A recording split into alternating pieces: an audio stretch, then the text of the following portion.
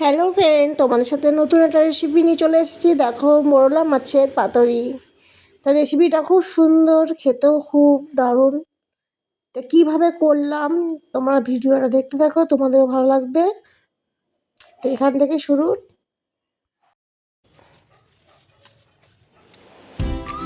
আজকে আমি করছি মোরলা মাছের পাতুরি। এখানে দিয়েছি দেখো লঙ্কা, নুন, হলুদ আর সামান্য তেল দিয়ে রেখে আমি কড়াতে রেখেছি, কড়াতে সাজিয়ে দেবো। তাই যে তেল দিয়ে মেখে নিচ্ছি মাছটাকে ভালো করে। এর মধ্যে একটু কাঁচা লঙ্কা চিড়ে দেবো।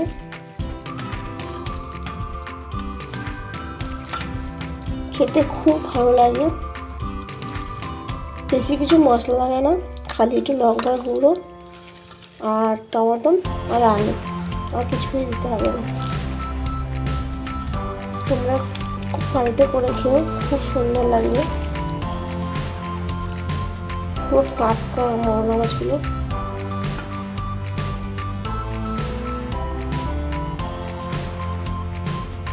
পাকা দিয়ে দিবি, পাকা দিয়ে দিবি, তোমরা কিছু দিয়ে দিবি, এখানে একটু সাজিয়ে দেবো, সাজিয়ে সুন্দর করে বসিয়ে দেবো। কতটা তেল আছে না, তেল আছে না, এখানে না কিছু জানো, আমার না কিছু দিলাম, আমরা কিছু কেটে কোন জানো, এই কাজ দাও।